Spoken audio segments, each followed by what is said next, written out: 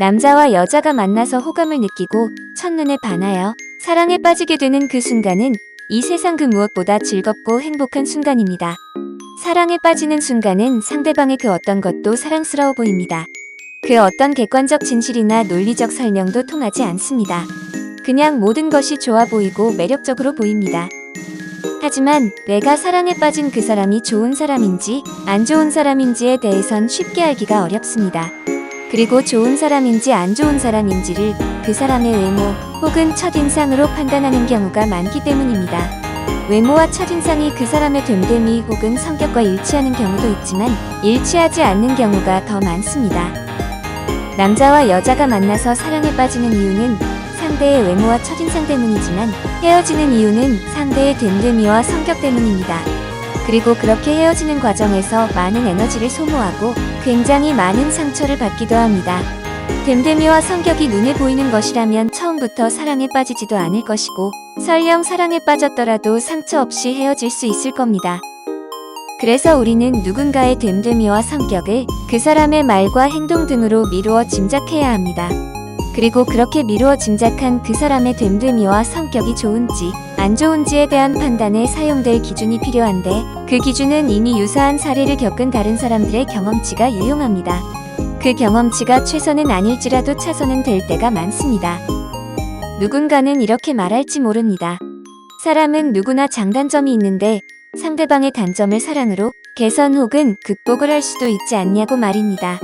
좋은 말이긴 하지만 내가 노력을 한다고 해서 다른 사람의 성격이 바뀌는 경우는 없습니다. 성격을 바꾸려는 건 신의 영역입니다.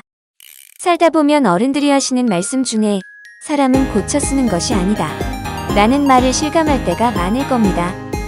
그래서 오늘은 남자가 만나면 후회하게 되는 여자 7가지 유형에 대해서 말씀을 드릴까 합니다.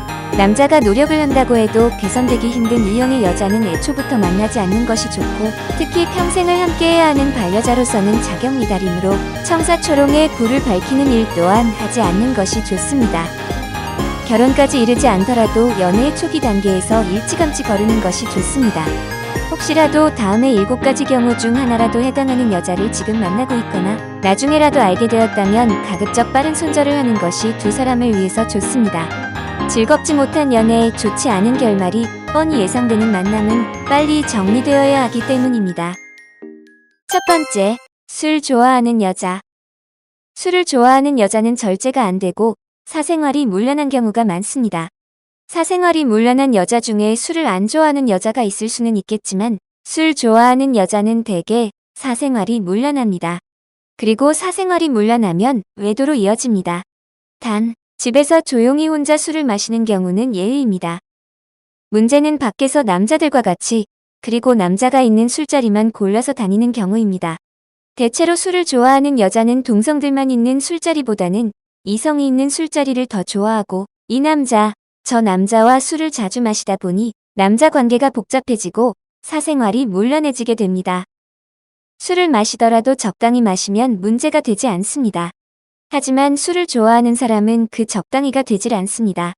그래서 과음하는 경우가 많아지고 과음하다 보면 판단력이 흐려져서 사건 사고가 많아집니다.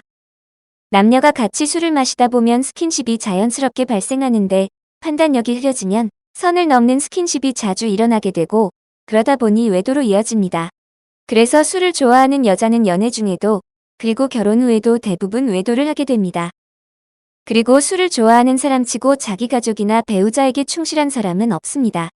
그래서 그 가족들에겐 고달픈 일이 자주 생깁니다. 특히 여자가 결혼을 하고 임신을 하게 되면 덜제된 생활을 하고 몸가짐을 조심해야 하는데 음주가 습관이 된 여자는 그게 되질 않습니다. 임신한 상태에서의 잦은 음주는 태아에겐 매우 치명적입니다. 두 번째, 경제관념이 없는 여자. 여기서 말하는 경제관념이란 인플레이션, 디플레이션, 엥겔지수 등과 같은 경제학 원론에 나오는 어려운 용어들을 말하는 게 아닙니다. 돈은 아껴 쓰고 조금이라도 저축해야 하는 것이라는 사실을 알고 실천하고자 노력하는 아주 지극히 쉽고도 간단한 개념을 말합니다. 사회생활을 하다 보면 이렇게 경제관념이 없는 사람들이 상당수 존재한다는 걸 알게 됩니다. 경제관념이 없는 사람의 가장 큰 특징은 소득에 비해 과한 소비를 한다는 것이고 그 소득 또한 매우 낮은 직업군일 경우가 많습니다. 과한 소비를 하다 보니 돈은 항상 부족하고 돈이 부족하다 보니 대출까지 받아서 소비를 하게 됩니다. 대출이 반드시 나쁜 것만은 아닙니다. 대출을 받아서 학업을 이어가거나 사업을 하거나 주택을 구입하거나 하는 등의 미래를 위한 투자라면 상당히 건전하고 바람직한 대출입니다.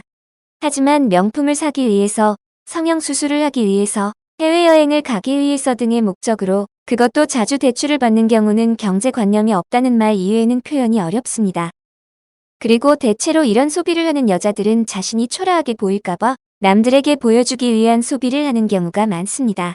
남들에게 보여주기 위한 SNS에 올릴 사진 몇 장을 위해서 이렇게 자주 대출까지 받아가면서 소비하는 여자라면 경제관념 자체가 없고 그건 누군가의 충고나 지적으로 개선될 수 있는 단계를 이미 넘어선 경우이니 손절하는 것만이 답입니다. 세 번째, 남사친이 많은 여자. 남녀 사이에 친구가 존재할까요? 존재할 수도 있고 존재하지 않을 수도 있습니다. 두 사람 모두 어떤 상황에서든 냉철한 이성으로 절제를 할 수 있는 강한 정신력을 가진 경우에는 남녀 사이에 친구가 존재하겠지만 어느 한 사람이 혹은 두 사람 모두 냉철한 이성과 절제력이 부족하다면 절대 친구가 될 수 없습니다. 남사친이 많은 여자들이 흔히 하는 말이 있습니다. 나는 여자애들이랑 안 맞아. 남자가 편해.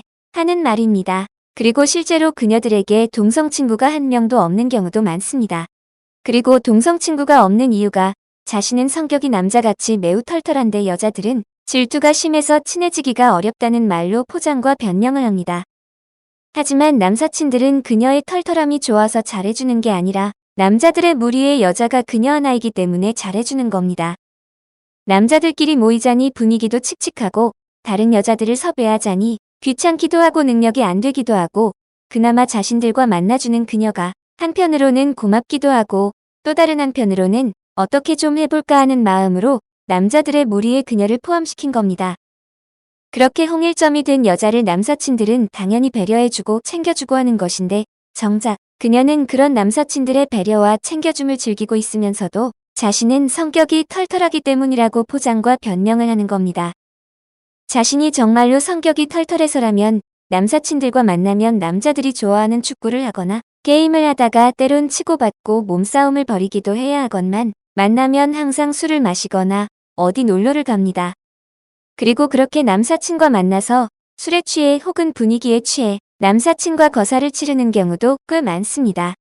참고로 한 가지 팁을 알려드리면 남자들의 색파가 여사친인 경우가 상당히 많습니다. 즉, 남사친들은 단지 그녀의 성격이 털털해서 그녀를 좋아하는 게 아니라 다른 목적이 있을 수도 있다는 것을 명심해야 합니다. 네 번째, 비싼 명품을 사달라고 하는 여자. 우선 여자가 남자에게 처음으로, 그러니까 둘이 사귀게 된 이후 처음으로 그 남자에게 명품을 사달라고 말하는 패턴에 대해서 예를 들어서 설명해 보겠습니다. 둘이 서로 만났는데 여자가 핸드폰 화면이나 쇼윈도 너머에 전시된 제품, 뭔가를 유심히 보고 있습니다. 여자가 유심히 보고 있는 제품은 100만 원 정도의 가격인 명품입니다. 그리고 여자는 남자에게 묻습니다. 이거 이쁘지? 그러자 남자가 아무런 대답 없이 물끄러미 그 제품을 바라보기만 하고 대답이 없으면 여자는 간절한 눈빛으로 남자를 보며 다시 한번 물어봅니다.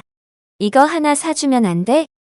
자, 이 상황에서 중요한 것은 여자가 남자에게 저런 말과 행동을 했다면 남자를 호구로 보았다는 것입니다.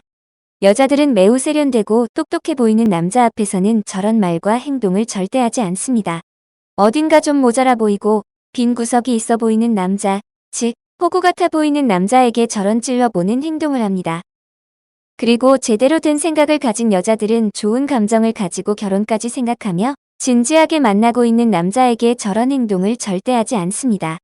그리고 남자에게 저런 말과 행동을 아주 자연스럽게 하는 여자는 상습범일 가능성이 매우 높습니다.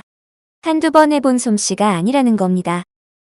만일 이 상황에서 남자가 흔쾌히 그 명품을 사주게 되면 여자는 앞으로 점점 더 비싼 명품을 저런 식으로, 아니 좀 더 노골적으로 남자에게 사달라고 할 겁니다. 당신을 호구로 알고 저런 행동을 하는 여자를 더 이상 만날 필요가 있는지 없는지는 스스로 판단하길 바랍니다. 다섯 번째, 기초 상식이 없는 여자. 성인이 되어서 원만한 사회생활을 하려면 그리고 무리 없는 인생을 살기 위해서는 어느 정도 기초적인 수준의 상식은 알고 있어야 합니다. 이건 학벌과 상관이 없는 얘기입니다. 어른이라면 누구나 보편적으로 알고 있어야 하는 상식을 모르고 있는 경우라면 정상적인 사회생활이 어렵다고 볼 수 있습니다. 선거권이 주어지는 나이인 만 18세가 넘어서 대선과 총선을 구분 못하고 보궐선거와 재보궐선거의 차이, 여당과 야당이 무슨 말인지, 간단한 사자성어, 12.12 사태가 뭔지도 모르고 심지어는 현충일과 광복절의 차이도 모르는 경우도 있고 유치원에 다니는 조카가 태극기를 좀 그려달라고 하자 그릴 줄 모른다고 당당히 말하는 여자도 본 적이 있습니다. 이런 여자들의 특징은 머리를 쓰는 것을 싫어한다는 것입니다. 머리를 쓰기 싫어하니 뉴스도 안 보고 신문이나 책도 읽기 싫어합니다. 간단히 말해서 재미없고 복잡해 보이는 뭔가의 새로운 지식을 머리에 입력하기 싫은 겁니다. 이런 여자들이 자주 대는 핑계가 시간이 없고 바빠서 뉴스나 책을 볼 시간이 없다는 겁니다. 하지만 아무리 바빠도 그녀들은 SNS는 수시로 업데이트하고 드라마나 영화는 빼먹지 않고 챙겨보며 맛집이나 분위기 좋은 카페 등은 줄줄이 꿰고 있는 경우가 많습니다. 이렇게 머리 쓰기를 싫어하는 안 좋은 습관은 2세에게 고스란히 유전됩니다. 6번째, 자기 관리 못하는 여자. 모든 사람은 자신의 신장에 맞는 적정 체중이라는 것이 있습니다. 그 적정 체중에서 많이 초과함에도 불구하고 아무런 노력을 하지 않는 사람은 자기 관리를 못하는 사람입니다. 자기 관리를 못하는 사람의 공통점은 운동을 싫어한다는 것이고 특히 뚱뚱한 사람은 몸을 움직이는 것 자체를 싫어하는 경우가 많습니다. 몸을 움직이기 싫어하다 보니 함께 많은 시간을 보내야 하는 연애와 결혼 생활에서 상대방의 입장에서는 많은 불편이 따릅니다. 운동 겸 기분 전환으로 같이 산책을 하자고 해도 이런저런 핑계를 대면서 하지 않습니다.